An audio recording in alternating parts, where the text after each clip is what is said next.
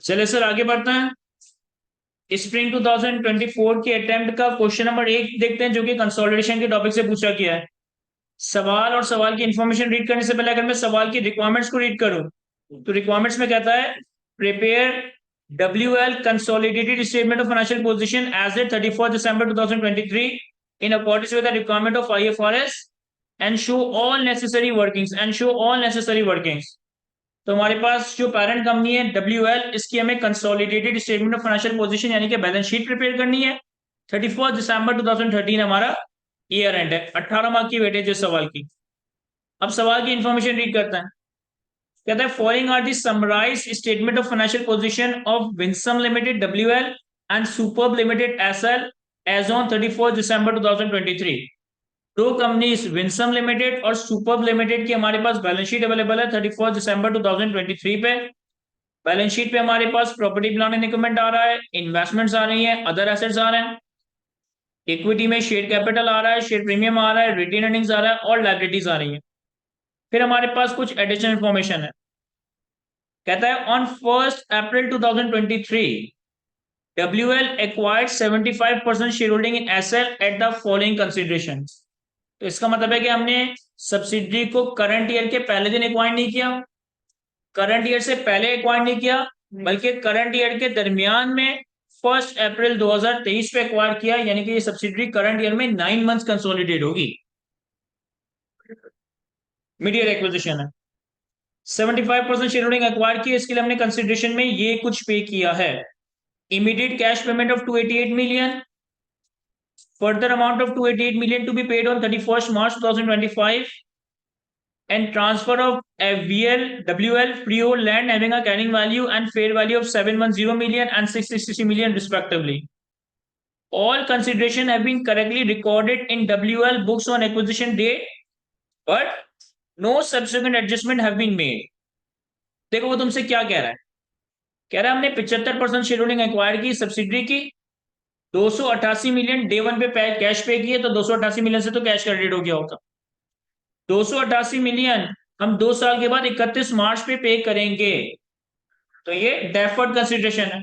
अब deferred consideration को इन्होंने एक्विजिशन डेट पे सही रिकॉर्ड किया है, यानी कि इन्होंने डेफर्ड कंसिडरेशन की प्रेजेंट वैल्यू कैलकुलेट की होगी और प्रेजेंट वैल्यू पे डेफर्ड कंसिडरेशन को रिकॉर्ड किया होगा, लेकिन सब्सिक्वेंट एडजस्टमेंट नहीं की। इसका मतलब है कि जो डेफर्ड कंसिडरेशन पे इंटरेस्ट रिकॉर्ड करना है वो हम रिकॉर्ड कर रहे होंगे, अनवाइंडिंग जो रिकॉर्ड करना है, इंटरेस्ट एक्सपेंस रिकॉर्ड करना है, वो हम रिकॉर्ड कर रहे होंगे। और हमने एक लैंड भी ट्रांसफर की है। लैंड की भी ट्रांसफर कैसे किया होगा कि लैंड को डीरिकॉग्नाइज कर दिया होगा, फेयर वैल्यू और कैरिंग वैल्यू का डिफरेंशियल गेन रिकॉर्ड कर दिया होगा, तो ये काम भी इनिशियल रिकॉग्निशन पे क्या होगा, तो अज्यूमिंग कि ये काम भी सही कर दिया होगा, यानी कि सिर्फ यहाँ पे ये एडजस्टमेंट ऐसी है जो मुझे अकाउंट फॉर करनी है। बाकी नंबर्स गुडविल कैलकुलेट करने के लिए तो कंसीडर करेंगे, लेकिन बाकी नंबर्स की कोई एडजस्टमेंट कंसोलिडेटेड बैलेंस शीट में हमें करने की जरूरत नहीं है। Point number 2, at the date of SL acquisition, the carrying value of SL net asset amounts to rupees 1132 million, which was equal to the fair value, except for an equipment with a remaining life of 8 years assessed at 84 million above its carrying value. Sir बहुत आसान सी adjustment. जिस वक्त आपने subsidy को acquire किया, subsidy के net assets की carrying value 1132 million थी, जो कि फेयर वैल्यू के बराबर है, सिवाय एक इक्विपमेंट के जिसकी फेयर वैल्यू 64 मिलियन ज्यादा थी अबव द कैरिंग अमाउंट और इसकी लाइफ 8 साल थी। फिर कहता है goodwill on acquisition, goodwill on the acquisition of SL amount to rupees 320 million. Sir goodwill भी इन्होंने हमें कैलकुलेट करके दे दी है। ऑन 1 जुलाई 2023, साल के बिल्कुल दरमियान में 1 जुलाई 2023 पे SL sold a machine to WL for rupees 160 million, resulting in a gain of 20 million. The machine had a remaining useful life of 5 years, and out of 160 million, 35 million remains unpaid as of 31st December 2023. तो हमारे पास transfer of property plant and equipment की adjustment है between the parent and subsidiary company, और साल के आखिर में कुछ इंटर कंपनी रिसीवेबल पेबल भी आ रहा है, तो ये हम जानते क्या करना है इसका। WL measures the non-controlling interest at the acquisition date at its fair value। कह रहा हमारी ख्वाहिश है कि हम एनसीआई को फेयर वैल्यू पे मेजर करें, लेकिन एनसीआई की फेयर वैल्यू दी नहीं है इसने। अब इन्होंने एनसीआई को फेयर वैल्यू पे रिकॉर्ड करने की ख्वाहिश जाहिर की है, लेकिन एनसीआई की फेयर वैल्यू नहीं दी। लेकिन कंसिडरेशन, नेट एसेट्स और गुडविल का नंबर कैलकुलेट करके खुद ही दे दिया। तो अगर कंसिडरेशन, नेट एसेट्स और गुडविल का नंबर है तो हम वहां पे वर्किंग में बैलेंसिंग एनसीआई कैलकुलेट कर रहे होंगे। फिर कहता है ऑन 1 जुलाई 2022, करंट ईयर में नहीं, पिछले साल, हम तो 2023 में हैं। ऑन 1 जुलाई 2022, पिछले साल के मिड में, company acquired 15 million shares of cute limited out of total 50 million shares, ₹10 share for ₹290 million, and this investment in CL is carried at cost in the WL books। कह रहा है पिछले साल 1 जुलाई पे तुमने कंपनी क्यूट लिमिटेड के 15 million shares acquire किए out of 50 million. तो अगर एक कंपनी के 50 मिलियन शेयर्स हैं और उसमें से तुमने 15 मिलियन एक्वायर कर ली, तो तुमने कितना एक्वायर किया है? 30%। और 30% रिप्रेजेंट्स सिग्निफिकेंट डिफरेंस, यानी कि आपकी इन्वेस्टमेंट इन एसोसिएट है। हमारी किताबों में इसे हमने 290 मिलियन की कॉस्ट पे रिकॉर्ड कर लिया है, जबकि कंसोलिडेटेड फाइनेंशियल स्टेटमेंट्स में हम इसके ऊपर इक्विटी अकाउंटिंग अप्लाई करेंगे। फिर कहता है सीएल यानी कि जो क्यूट लिमिटेड है, paid 12% final dividend for the year 2022 and 23, which FL recorded as other income upon receipt। The breakup of total comprehensive income for CL for 2022 and 23 and 22 are as follow। 2022 और 2023 में जो CL है, इसने 12% का final dividend दिया, और ये final dividend हमने अपने पास as a other income record कर लिया, करंट ईयर में भी, लास्ट ईयर में भी। कह रहा है इस सीएल की हमारे पास टोटल कॉम्प्रिहेंसिव इनकम का नंबर 2022 और 2023 में, प्रॉफिट का नंबर और अदर कॉम्प्रिहेंसिव इनकम का नंबर अवेलेबल है। अब आप share of profit, share of OCI calculate करेंगे, जो डिविडेंड इनकम रिकॉर्ड हो चुकी है उसे हम रिवर्स कर देंगे। Point number A, an impairment test carried out at year end has indicated that goodwill of SL has been impaired by 10%, while investment in CL has been impaired by 22 million। A fair value gain of 48 million needs to be recorded in respect of WL remaining investment। देखिए, आपके पास balance sheet पे total 2 billion की investment आ रही है। इस 2 billion की investment में ये वाली सब्सिडी की एक्विजिशन भी है, ये जो लास्ट ईयर सीएल एक्वायर किया ये भी है, और इन दो सब्सिडी और एसोसिएट इन्वेस्टमेंट के अलावा कुछ और इन्वेस्टमेंट्स भी हैं। तो जो बाकी की इन्वेस्टमेंट्स हैं, इसके ऊपर हमें 48 मिलियन का गेन रिकॉर्ड करना है। और कहता है कि डिस्काउंट रेट ऑफ 20% पर एनम में be use where ever required, कि बेसिकली इस डेफर्ड कंसिडरेशन की प्रेजेंट वैल्यू कैलकुलेट। तो मेरे ख्याल है कि इस सवाल में एक एडजस्टमेंट भी ऐसी नहीं है जो आप लोगों को ना आती है। अगर हमने कंसोलिडेशन के लेक्चर्स प्रॉपर्ली कवर किए और रीजनेबल 7-8 अटेम्प्ट के भी पास पेपर्स अपने हाथों से खुद सॉल्व किए ना, इस सवाल से आप 18 में से 18 मार्क्स उठा सकते हो। 18 में से 18 नहीं तो बासानी 14-15 मार्क्स तो मेरे ख्याल है कि आने ही चाहिए। एक दफा सवाल को आप लोग खुद से रीड कर लें, फिर मैं से सॉल्व करता हूँ।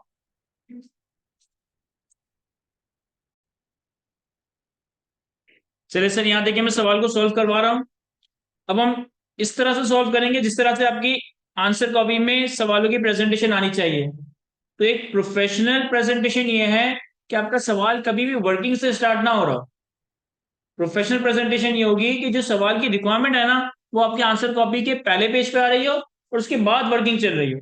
हमसे इस सवाल में विंसन लिमिटेड की consolidated statement of financial position मांगी गई थी। तो हम अपना सवाल भी इसी तरीके से स्टार्ट करें, जवाब भी इसी तरीके से स्टार्ट करेंगे।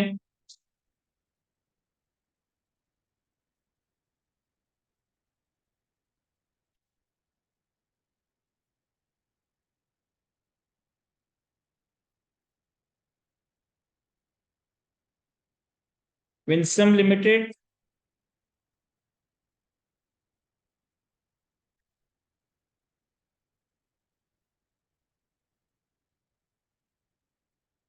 स्टेटमेंट ऑफ फाइनेंशियल पोजीशन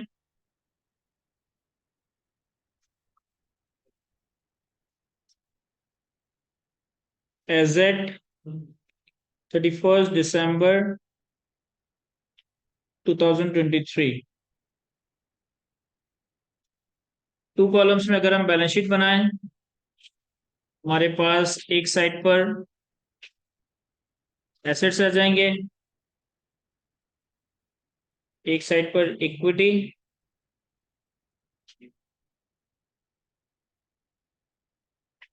और लाइबिलिटीज।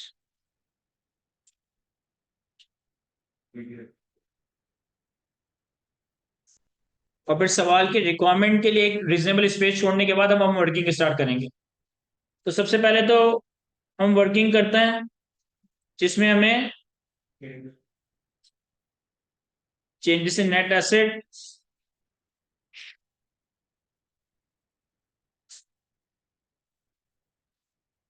कैलकुलेट करने चाहिए, और साथ साथ ही इसी के पैरेलल हम एक रिटेन अर्निंग या ग्रुप रिजर्व्स की वर्किंग बनाएंगे, क्योंकि सारी एडजस्टमेंट्स हमारी ग्रुप रिजर्व्स में उठकर आएगी।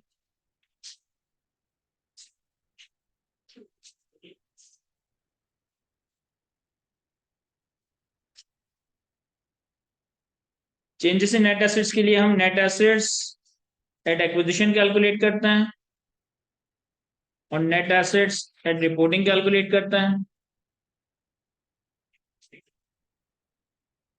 तो net asset at acquisition, net asset at reporting. Point number 1 में बताया था कि हमने सब्सिडी को एक्वायर किया है 1 अप्रैल 2023 पे। तो 1 अप्रैल 2023 और ईयर एंड है हमारा 31 दिसंबर 2023। अब हमारे पास net assets at acquisition, net assets at reporting calculate करने के लिए क्या क्या चीजें आ रही होती हैं। सर अगर हम बैलेंस शीट पे देखें तो सब्सिडी की बैलेंस शीट पे शेयर कैपिटल, शेयर प्रीमियम और रिटेन अर्निंग्स आ रहा है। तो हमारे पास शेयर कैपिटल, शेयर प्रीमियम और रिटेन अर्निंग्स। शेयर कैपिटल और शेयर प्रीमियम का नंबर है 750 एंड 120। तो यही 750 एट एक्विजिशन होगा, एट रिपोर्टिंग होगा, 120 एट एक्विजिशन होगा, एट रिपोर्टिंग होगा। और बैलेंस शीट पे जो रिटेन अर्निंग का नंबर आ रहा है 510510, ये हमारा एट रिपोर्टिंग होगा। फिर इन्होंने हमें पॉइंट नंबर 2 में बताया कि जब आपने सब्सिडी को एक्वायर किया ना, तब कैरिंग वैल्यूज नेट एसेट्स की 1132 थी। यानी कि हम रिटेन अर्निंग्स का नंबर यूं कैलकुलेट कर सकते हैं कि 1132 माइनस 750 माइनस 120 की टोटल नेट एसेट्स की कैरिंग वैल्यू 1132 है, जिसमें से 750 कैपिटल और 120 प्रीमियम है। तो बैलेंसिंग रिटेन अर्निंग्स होगा कितना, 262। और फिर आगे कहता है कि जब आपने इसको एक्वायर किया ना, तो नेट एसेट्स की कैरिंग वैल्यू फेयर वैल्यू बराबर थी सिवाय एक इक्विपमेंट के, जिसकी फेयर वैल्यू एडजस्टमेंट थी 64 मिलियन। तो हमारे पास एक फेयर वैल्यू एडजस्टमेंट आ जाएगी इक्विपमेंट की 64 मिलियन। तो ये हमारे पास नेट एसेट्स एट एक्विजिशन बन जाएंगे 750, 120, 262, 164, 1196। अब इक्विपमेंट का जो नंबर है 1 अप्रैल 2013 पे वो 64 से ज्यादा है as compare to fair value. और इस इक्विपमेंट की लाइफ कितनी है सर, इस इक्विपमेंट की लाइफ है 8 ईयर्स। तो इसे अगर हम डेप्रिशिएट करें तो 64 डिवाइडेड बाई 8, और ये डेप्रिसिएशन आया 8 का। लेकिन ये पूरे साल का डेप्रिसिएशन हमने कब एक्वायर किया है 1 अप्रैल 2023 पे। तो मल्टीप्लाई बाय 9/12, तो ये आ गया 6। तो 64 की फेवर एडजस्टमेंट से अगर मैं 6 का डेप्रिसिएशन माइनस कर दूं तो favour adjustment at reporting date कितनी आ जाएगी, 58। और ये हाथों हाथ अपनी बैलेंस शीट पे नोट कर लें, क्योंकि ज्यादा चांसेस है कि आप प्रेशर में इसे भूल जाएंगे। तो यहाँ लिख दें +58, ताकि जब कंसोलिडेट करें तो 58 यहाँ पे ऐड हो जाएगा। क्या ये समझ आ रहा है हमें। अब net asset at reporting calculate किया जा सकता है, लेकिन मुझे याद पड़ रहा है कि एक इंटर कंपनी एडजस्टमेंट थी, और इंटर कंपनी एडजस्टमेंट में 1 जुलाई 2023 पे एसएल ने डब्ल्यूएल को, यानी कि सब्सिडी ने पेरेंट को 160 मिलियन का एक मशीन बेचा, जिसपे 20 मिलियन का गेन आया, और मशीन की रिमेनिंग लाइफ 5 साल थी, और फिर 160 में से 35 मिलियन अनपेड भी है। तो हमारे पास रिपोर्टिंग डेट पे एक अनडेप्रिशिएटेड गेन भी आ रहा होगा। सर अनडेप्रिशिएटेड गेन का नंबर कैसे कैलकुलेट करेंगे, 20 मिलियन का टोटल गेन है 1 जुलाई 23 पे, 5 साल की लाइफ है। तो 20 मल्टीप्लाई बाय 4/5 डिवाइडेड बाय 5 कर दूं। सर ये क्या क्या आपने देखो, 20 रुपए का अगर फेयर वैल्यू, 20 रुपए का अगर गेन ऑन डिस्पोजल है, तो डिवाइड बाय 5 करूंगा तो 1 साल का गेन या 1 साल का एक्सेस डेप्रिसिएशन आ जाएगा। और 1 जुलाई 23 पे बेचा गया, तो 6 महीने ये डेप्रिशिएट होगा। 31 दिसंबर पे अगर ये 6 महीने डेप्रिशिएट हो गया, 4.5 साल की फेयर वैल्यू, 4.5 साल का गेन एडजस्टमेंट रह जाए, डेप्रिशिएटेड गेन रह जाएगा यहाँ पे। ये समझ आ रहा है सबको? सर कोई चीज ना समझ आ रही है तो मुझसे पूछिएगा। देखो सर, ये क्या एडजस्टमेंट है? 1 जुलाई 2023 पे एक एसेट बेचा गया फ्रॉम एसएल टू डब्ल्यूएल। इन्होंने कहा है कि ये जो एसेट बेचा ना, ये 160 मिलियन का बेचा, और इसमें 20 की कैरिंग अमाउंट, इसमें 20 रुपए का गेन है। यानी कि इसकी कैरिंग अमाउंट, गेन, ये प्रोसीड बन गई होगी। 160 का बेचा, 20 की कैरिंग अमाउंट, तो इसका मतलब है कि 140 की, सॉरी 20 का गेन, तो 140 की कैरिंग अमाउंट होगी। ये किस वक्त की पोजीशन है? सर ये पोजीशन है 1 जुलाई 2023 पे। अब जब ईयर एंड आया होगा 31 दिसंबर 2023, और ईयर एंड पे हमने इसे डेप्रिशिएट किया होगा। लाइफ कितनी बताई है? सर लाइफ बताई है 5 साल। तो जब 5 साल की लाइफ के हिसाब से डेप्रिशिएट किया होगा, तो 140 multiply by, sorry 140 divided by 5 multiply by 6/12, और 20 divided by 5 multiply by 6/12, total हमने 160 का जो ऐसे डेप्रिशिएट किया होगा, इसका ब्रेकअप ये है। 140 को मैंने अलग कर दिया, 20 को मैंने अलग कर दिया, तो डेप्रिसिएशन का नंबर कितना आ गया? 140 divided by 5 multiply by 6/12, 14। Year and पे ये कैरिंग वैल्यू रह गई होगी 140 माइनस 14, 126। और जो 20 रुपए की एक्सेस अमाउंट हमने रिकॉर्ड की, इस 20 रुपए पे भी हमने कुछ डेप्रिसिएशन रिकॉर्ड किया होगा। 20 डिवाइडेड बाय 5 मल्टीप्लाई बाय 6/12 होगा, तो इसकी वैल्यू कितनी रह गई होगी? 18। और 126 प्लस 18, ये टोटल कैरिंग वैल्यू बन रही है सेपरेट फाइनेंशियल। 20 का टोटल गेन था, लेकिन इस 20 में से 2 रुपए का gain in the form of excess depreciation on gain realize हो चुका है। अनरियलाइज कितना बचा है? 18। तो ये 18 का जो अनरियलाइज गेन है, यहाँ ईयर एंड पे रिवर्स कर देंगे। अभी 18 का अनरियलाइज गेन सब्सिडरी की रिटेन अर्निंग से भी एडजस्ट होगा, और पेरेंट की प्रॉपर्टी प्लांट एंड इक्विपमेंट से भी एडजस्ट होगा। तो हाथों हाथ एडजस्टमेंट को बैलेंस शीट पे प्लॉट कर दें, ताकि गलती के चांसेस ही ना हो। ये हमारे पास नेट एसेट्स एट रिपोर्टिंग आ जाएंगे।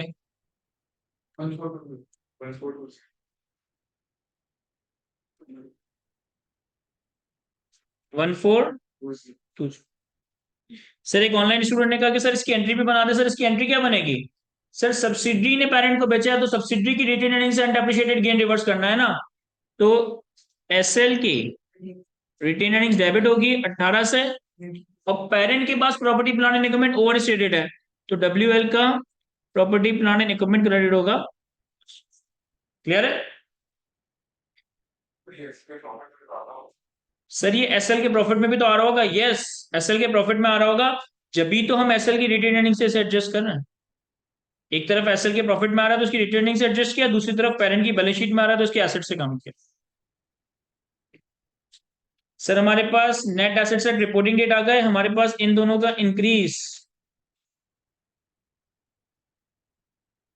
Net increase in net assets आ जाएगा 224, और इस 224 के इंक्रीज को हम 75%, 25% में बाइफरकेट कर देंगे।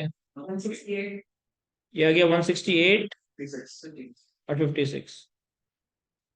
अब 168 का जो पेरेंट का नंबर है, वो पेरेंट की ग्रुप रिजर्व में चला जाएगा। तो मैं स्टार्ट करता हूं पेरेंट की रिटेन अर्निंग से। तो सबसे पहले हम डब्ल्यूएल की रिटेन अर्निंग्स लिख देते हैं। डब्ल्यूएल की रिटेन अर्निंग्स थी हमारे पास 820। 820 में हम ऐड कर देंगे post acquisition from SL working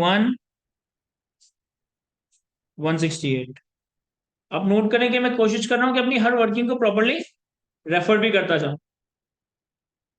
अब एनसीआई का शेयर कैलकुलेट करने के लिए हमें एनसीआई एट एक्विजिशन का नंबर चाहिए, और एनसीआई एट एक्विजिशन का नंबर कैलकुलेट करने के लिए हमें यहाँ पे गुडविल के थ्रू एनसीआई कैलकुलेट करनी पड़ेगी।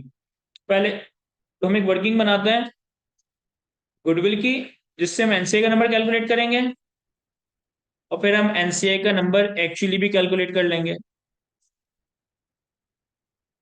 देखो गुडविल की आप जब वर्किंग बनाते हो तो गुडविल की वर्किंग कैसे बनाते हो, आप पहले अपनी कॉस्ट ऑफ इन्वेस्टमेंट लेते हो। कॉस्ट ऑफ इन्वेस्टमेंट में यहाँ पे तीन चीजें हैं, कैश, डेफर्ड कंसिडरेशन और एक हमने लैंड दिया था मेरे ख्याल है, लैंड।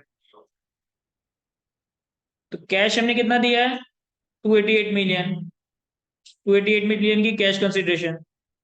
डेफर्ड कंसिडरेशन क्या है सर, 288 मिलियन पे करना 31 मार्च 2025 पे, और हम अभी 1 अप्रैल 2023 पे। इन्होंने डिस्काउंट रेट हमें दिया था सवाल में 20%, तो हम 288 divided by 1 + 20% raise to the power 2, 200 का डेफर्ड कंसिडरेशन। और लैंड की फेयर वैल्यू कितनी थी, सॉरी 660। तो ये हमारे पास टोटल 1148 की कॉस्ट ऑफ इन्वेस्टमेंट आ गई। अब इसमें हम क्या ऐड करते हैं, fair value of NCI at acquisition, फिर इससे हम लेस करते हैं fair value of net assets at acquisition, तो हमारे पास गुडविल कैलकुलेट हो जाती है। इन्होंने हमें गुडविल का नंबर बता दिया, दैट इज 320। ये कहां बताया था सर, ये बताया था पॉइंट नंबर 3 में, 320। इन्होंने हमें नेट एसेट्स का भी नंबर बताया। अब नेट एसेट्स का नंबर को यहां से ना उठा लें, क्योंकि ये जो नंबर है इसमें फेयर वैल्यू एडजस्टमेंट नहीं है। नेट एसेट्स एट एक्विजिशन हमने कैलकुलेट की थी, दैट वाज 1196। अगर हमारे पास कॉस्ट ऑफ इन्वेस्टमेंट है, नेट एसेट्स की फेयर वैल्यू और गुडविल है, तो हम इससे बैलेंसिंग कैलकुलेट कर सकते हैं। ये आ गया 368। अब एनसीआई का अगर हमारे पास नंबर कैलकुलेट हो गया एट एक्विजिशन, तो एनसीआई की वर्किंग में एनसीआई एट एक्विजिशन, जो कि वर्किंग 3 से आ रहा है, दैट इज 368, और इसमें हम ऐड कर देंगे पोस्ट एक्विजिशन, दैट इज 56, जो कि हमने वर्किंग 1 में कैलकुलेट किया है। क्लियर है यहां तक। अब सब्सिडी से पर्टेनिंग जो जो और एडजस्टमेंट है उनको हम क्लोज करते जाते हैं one by one. Point number 1 में एडजस्टमेंट ये थी कि हमने कैश, डेफर्ड पेमेंट और लैंड ट्रांसफर की। इन सारी एडजस्टमेंट्स को हमने एक्विजिशन डेट पे करेक्टली रिकॉर्ड कर लिया था, लेकिन सब्सिक्वेंट एडजस्टमेंट्स हमने रिकॉर्ड नहीं की थी। सब्सिक्वेंट एडजस्टमेंट्स अगर हमने रिकॉर्ड नहीं की थी, तो इसका मतलब है कि हमें working 5 interest on deferred consideration record करना चाहिए। तो हमारे पास इसकी अगर मैं एंट्री बनाऊं, तो हमारे पास इंटरेस्ट एक्सपेंस पीएनएल में डेबिट होगा और पेबल क्रेडिट हो जाएगा, या डेफर्ड कंसिडरेशन लायबिलिटी क्रेडिट हो जाएगी। कितने से, 200 की इनिशियली रिकॉर्ड की है, तो 200, 20% का इंटरेस्ट रेट है, और 9/12, 9/12 इसलिए क्योंकि 1 अप्रैल 23 पे एक्वायर किया, तो कितना आ रहा है ये 3030। अब अगर इस 30 के एडजस्टमेंट को हाथों हाथ प्लॉट करें, तो 30 के एडजस्टमेंट से आपकी ग्रुप रिजर्व्स कम होगी, interest on deferred consideration working 530। और सिर्फ ग्रुप रिजर्व कम नहीं होगा, बल्कि आपकी बैलेंस शीट पे, बल्कि आपकी बैलेंस शीट पे जो पेरेंट की लायबिलिटीज हैं, इसमें 30 ऐड हो जाए, तो 30 से लायबिलिटी बढ़ेगी, 30 से ग्रुप रिजर्व कम हो जाएंगे। एडजस्टमेंट नंबर 1 मेरा ख्याल है कि हमने कंप्लीटली सॉल्व कर लिया है। एडजस्टमेंट नंबर 2 को भी हम अकाउंट फॉर कर चुके हैं। एडजस्टमेंट नंबर 3 में गुडविल का नंबर था। एडजस्टमेंट नंबर 4, एडजस्टमेंट नंबर 4 में कहा कि सब्सिडी ने पेरेंट को 160 की एक चीज बेची जिसमें 20 मिलियन का गेन था। अनडेप्रिशिएटेड गेन को हम यहीं पे रिवर्स कर चुके थे, लेकिन आगे लिखा है 35 मिलियन रिपेयर्स अनपेड ऑन 31 दिसंबर। तो 35 का अमाउंट पेरेंट के पास पेबल में है, सब्सिडी के पास रिसीबल में। तो हम पेरेंट की लायबिलिटी से 35 माइनस कर देंगे और सब्सिडी के एसेट से 35 माइनस कर देंगे। ये एडजस्टमेंट नंबर 4 हो गया। एडजस्टमेंट नंबर 5 में एनसीआई को फेयर वैल्यू रखना है। एडजस्टमेंट नंबर 6, एडजस्टमेंट नंबर 7 हमारी एसोसिएट से पर्टेन करती है, उसको एक साथ देख लेंगे। एडजस्टमेंट नंबर 8 में इन्होंने कहा था कि गुडविल हमारी 10% से इंपेयर है। तो अगर हम गुडविल को इंपेयर करें तो 32 से गुडविल इंपेयर होगी, और गुडविल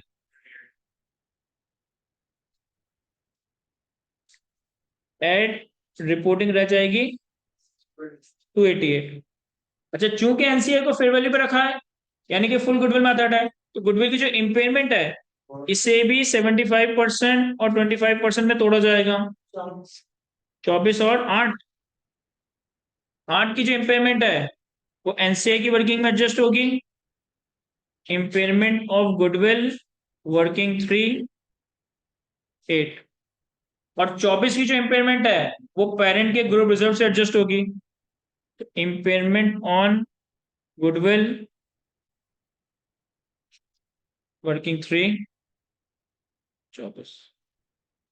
ये हमने सब्सिडी से पर्टेनिंग सारी एडजस्टमेंट्स को मैनेज कर लिया है। समझ आ रहा है सबको? अब आते हैं हम इन्वेस्टमेंट इन एसोसिएट पे। तो वर्किंग 6,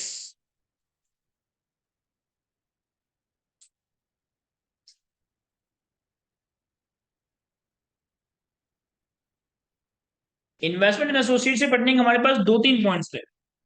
पहले इन्होंने कहा कि on 1 July 2015 15 million shares out of total of 50 million shares of rupees 10 each were acquired for rupees 290 million। तो हमने सबसे पहले 1 जुलाई 22 पे इसे कॉस्ट 290 मिलियन पे रिकॉर्ड किया होगा। फिर this investment is carried at WL books at cost. तो हमारी सेपरेट बुक्स में ये इन्वेस्टमेंट कॉस्ट पे आ रही है, हमारी सेपरेट बुक्स में इन्वेस्टमेंट कॉस्ट पे आ रही है। तो इसका मतलब है कि अपनी कॉस्ट से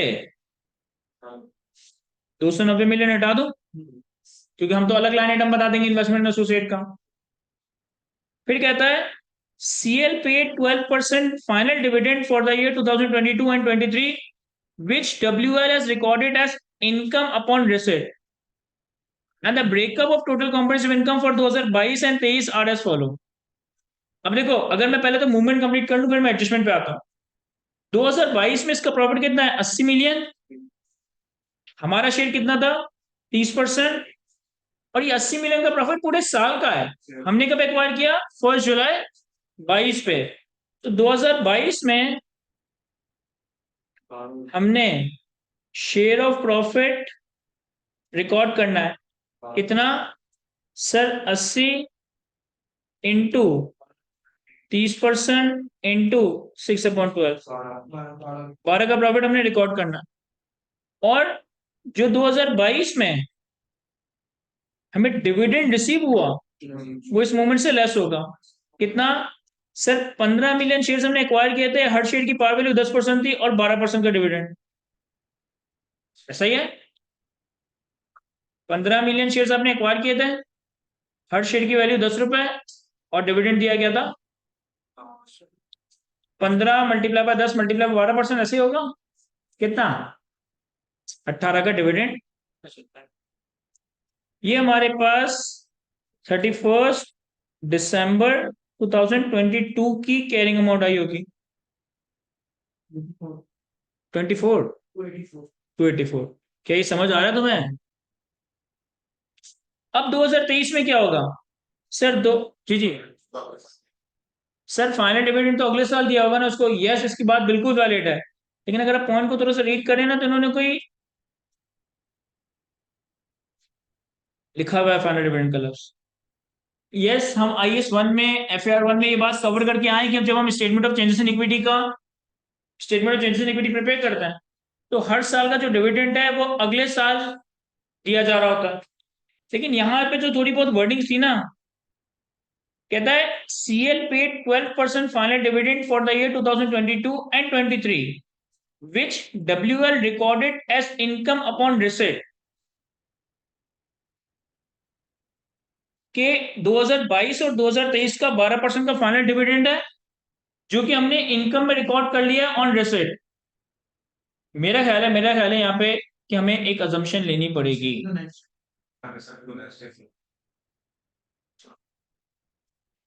एक इसको पढ़ के लग रहा है कि इसने शायद ये वाली बात, एग्जामिनर ने ये वाली बात नहीं कही कि डिविडेंड अगले साल पे किया जाता है, तो फिर तो यही वाला काम करते हैं जो हमने किया है।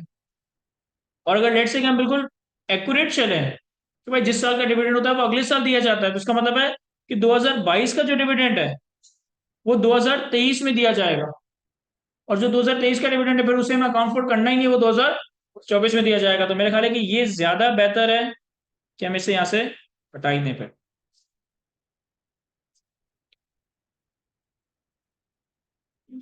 और इस तरह की कोई सिचुएशन बन रही हो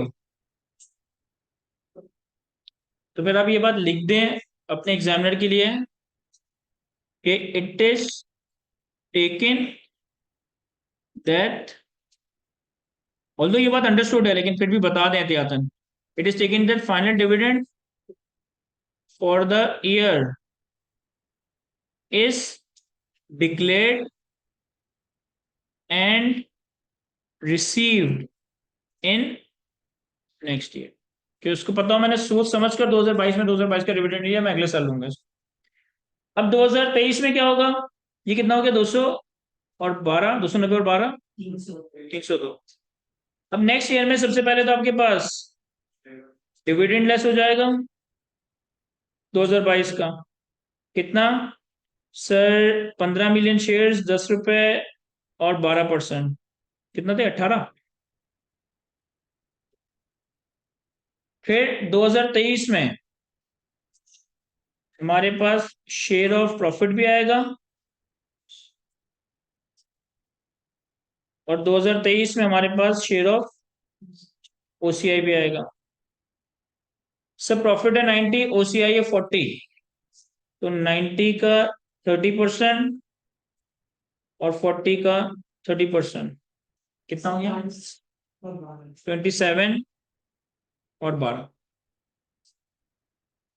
क्या ये समझ आ रहा है? मैं अब यहाँ पे हमारे पास कैरिंग वैल्यू कैलकुलेट हो सकती है, लेकिन इन्होंने एक और पॉइंट बता दिया था कि जो सीएल वाली इंपेयरमेंट इन्वेस्टमेंट है वो 22 मिलियन से इंपेयर होगी। तो यहाँ पे मैं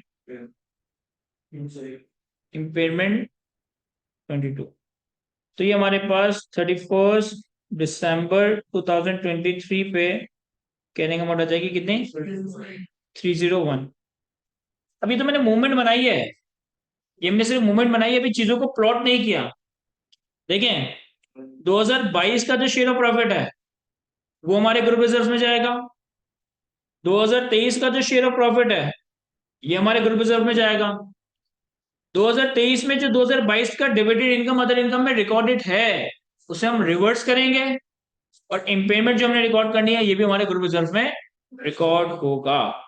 चार चीजें जो कि हमारे ग्रुप रिजर्व में जाएंगी। Number one, share of profit 2022। Number two, share of profit 2023। Number three, share of OCI 2023। Number four, impairment of CL, and number five, dividend from CL। तो 2022 का शेयर ऑफ प्रॉफिट था हमारे पास 12, 2023 का share of profit है हमारे पास 27, और other comprehensive income है 12, impairment है हमारे पास 22, और डिविडेंड है हमारे पास 18। क्लियर है? और ये सारी चीजें जो हमारी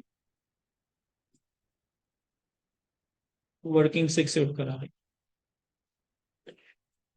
सर बैलेंस शीट पे हमारे पास इन्वेस्टमेंट इन एसोसिएट 301 आ जाएगा। हमारी जो बैलेंस शीट पे इन्वेस्टमेंट्स हैं इससे हमने 290 की कॉस्ट हटा दी थी, और जो इनकम इम्पेयरमेंट वगैरह का इम्पैक्ट था वो हमने ग्रुप रिजर्व में प्लॉट कर दिया।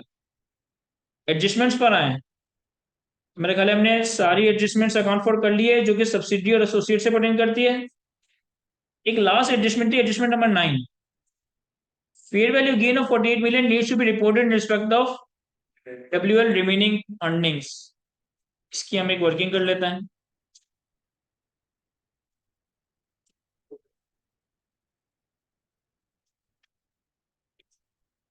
वर्किंग 7,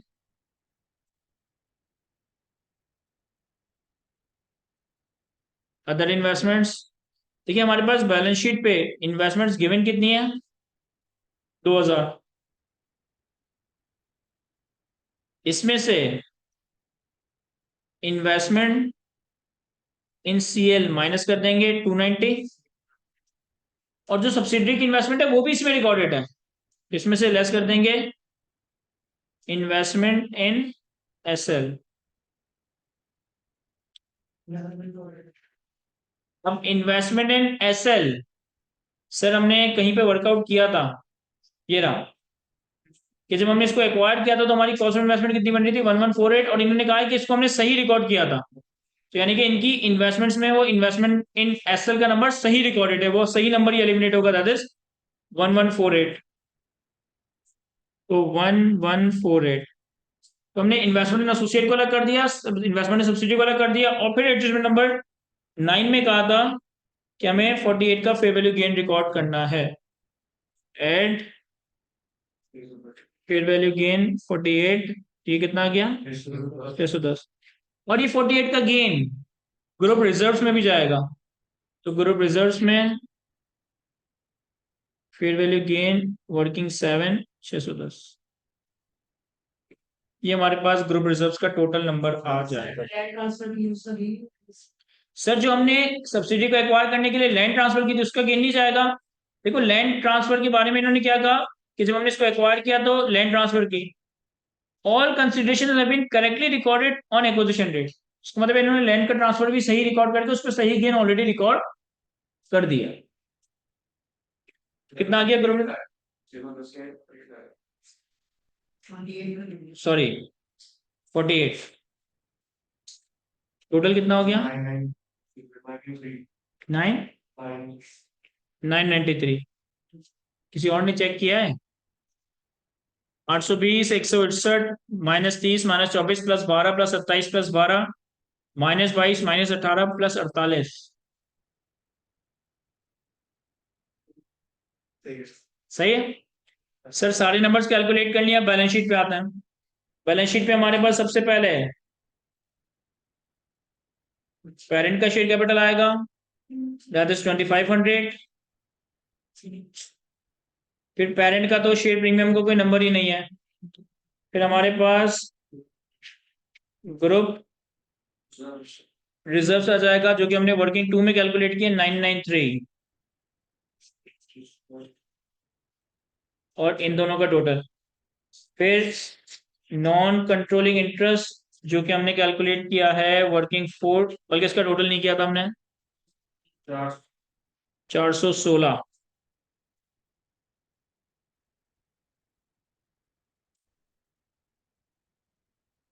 लाइबिलिटीज में हमारे पास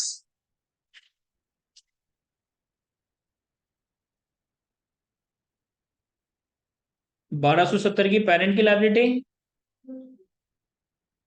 प्लस 220 की सब्सिडरी की लाइबिलिटी, और इसमें दो एडजस्टमेंट्स थी, एक -35 एक +30, तो -35 +30 1285 1485, ये हमारे पास टोटल इक्विटी और लाइबिलिटीज आ जाएगी। पहले 2500 और 993 का टोटल कितना है, 3493, फिर 416 3909, और फिर 1485। अच्छा, अब एसेट्स में हमारे पास सबसे पहले प्रॉपर्टी प्लांट एंड इक्विपमेंट, या सबसे पहले आप गुडविल दिखा दें। यस, नहीं, 30 का इंटरेस्ट हमें सब्सिडी को पे नहीं करना, जिससे हमने सब्सिडी एक्वायर की है उसको पे करना है। सर गुडविल का नंबर वर्किंग 3 में था 288, गुडविल के बाद प्रॉपर्टी प्लांट एंड इक्विपमेंट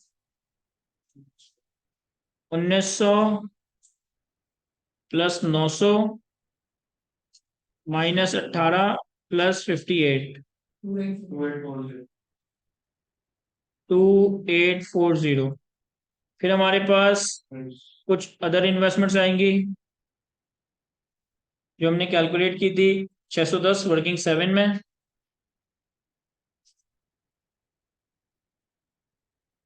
फिर हमारे पास इन्वेस्टमेंट इन एसोसिएट आएगा, जो हमने वर्किंग 6 में कैलकुलेट किया था, 301। फिर हमारे पास अदर एसेट्स हैं कुछ।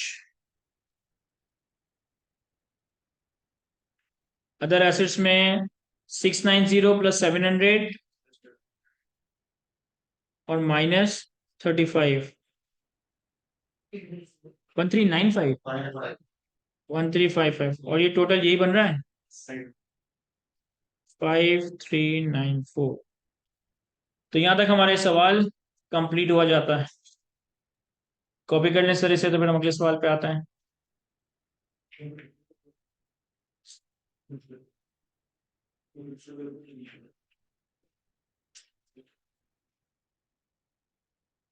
एक ने सवाल पूछा कि सर हम एसोसिएट के 2022 के प्रॉफिट को, सुनिएगा सारे सवाल ये है, हम एसोसिएट के 2022 के प्रॉफिट के शेयर को पेरेंट की 2023 की रिटेन अर्निंग्स में क्यों ऐड कर रहे हैं?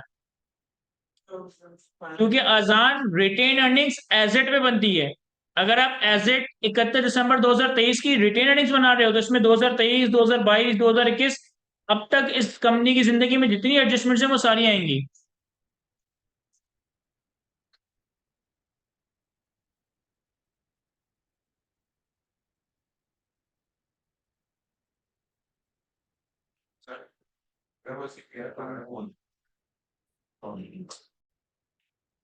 या देखो, एक स्टूडेंट ने सवाल पूछा कि सर व्हाट इफ कि हमारे पास इस सवाल में बैलेंस शीट नहीं पीएनएल बनाने के लिए आता, तो फिर हम इसमें एडजस्टमेंट्स कैसे प्लॉट करते हैं? देखो, अगर इस सवाल में बैलेंस शीट की जगह पीएनएल बनाने के लिए आता तो आपके पास दोनों सब्सिडियरीज का पीएनएल अवेलेबल होता। तो वो दोनों पीएनएल, पेरेंट का 100% और सब्सिडरी का 9/12, 9 महीने का पीएनएल कंसोलिडेट करते। फिर एडजस्टमेंट में क्या क्या आता? सबसे पहले हमारे पास एक फेवर एडजस्टमेंट थी, एक फेवर एडजस्टमेंट थी। सब्सिडरी की किताबों में ये जो इक्विपमेंट है वो 64 से कम वैल्यू पर रिकॉर्डेड है। कंसोलिडेटेड बुक्स में आप इस इक्विपमेंट को 64 से ज्यादा की वैल्यू पर रिकॉर्ड कर रहे हो। कंसोलिडेटेड बुक्स में इस 64 के ऊपर जो एडिशनल डेप्रिसिएशन आएगा, जो कि बेसिकली इन दोनों का डिफरेंशियल है, जो हमने यहाँ कैलकुलेट भी किया था, नहीं डायरेक्ट कैलकुलेटर में कर लिया था, 6 रुपए का, तो वो 6 रुपए का डेप्रिसिएशन हम पीएनएल में रिकॉर्ड कर रहे होते हैं। फिर ये जो अनडेप्रिशिएटेड गेन और intercompany transfer of property plant and equipment वाली एडजस्टमेंट है, इस एडजस्टमेंट पे सब्सिडी ने पूरा 20 का गेन रिकॉर्ड किया हुआ होता और पेरेंट ने 2 का एक्सेस डेप्रिसिएशन रिकॉर्ड किया हुआ होता। तो सब्सिडी के अदर इनकम से पूरा 20 का गेन निकाल देते हैं, पेरेंट के डेप्रिसिएशन एक्सपेंस में से 2 रुपए का गेन निकाल देते हैं। उसकी फिर मैंने आपको पूरी एक लॉजिक समझाई है कि पीएनएल के फेस पे हम पूरा गेन हटाते हैं, हम एक्सेस डेप्रिसिएशन हटाते हैं, लेकिन जब हम शेयर ऑफ एनसीआई कैलकुलेट करते हैं, तो शेयर ऑफ एनसीआई कैलकुलेट करते वक्त हम एक्सेस डेप्रिसिएशन को एलिमिनेट नहीं करते, ताकि शेयर ऑफ पेरेंट और पेरेंट का हिस्सा और एनसीआई का हिस्सा इस तरह से डिस्ट्रीब्यूट हो कि उस डेप्रिशिएटेड गेन में एनसीआई को उसका हिस्सा एलोकेट हो जाए। इसकी पूरी लॉजिक है जो मैं बताता हूँ लेक्चर में। और क्या क्या चीजें आएंगी सर? यहाँ 6 का एक्सेस डेप्रिसिएशन आ जाएगा, 20 का गेन रिवर्स हो जाएगा, 2 का एक्सेस डेप्रिसिएशन रिवर्स होगा, और पीएनएल में ये 32 रुपए की गुडविल की इंपेयरमेंट रिपोर्ट होगी, और पीएनएल में इस डेफर्ड कंसिडरेशन पे 20 का एक्सपेंस ऐड होगा, और पीएनएल में इसमें बहुत सारा काम करना है। अब पीएनएल फॉर द ईयर है, तो फॉर द ईयर में ये सारी एडजस्टमेंट्स नहीं, सिर्फ 2023 की एडजस्टमेंट्स आती। तो जो अदर इनकम में 18 का डिविडेंड है उसे रिवर्स कर देते हैं, जो 27 का शेयर ऑफ प्रॉफिट है उसे ऐड कर देता है, जो 12 का शेयर ऑफ ओसीआई है उसे भी रिकॉर्ड, मतलब लाइन आइटम ऐड कर रहे होते हैं, और 22 की इम्पेयरमेंट भी रिकॉर्ड कर रहे होते हैं। और फिर अदर इनकम पे जो 48 का फेयर वैल्यू गेन है ये भी आपके पीएनएल में रिकॉर्ड होता है, अज्यूमिंग कि ये फेयर वैल्यू गेन पीएनएल से परटेन करता है, ये सवाल में बताया हुआ नहीं। तो इसी एडजस्टमेंट्स को करते हुए फिर हम पीएनएल साफ साफ ड्रॉ कर रहे हो। कॉपी कर लें सर।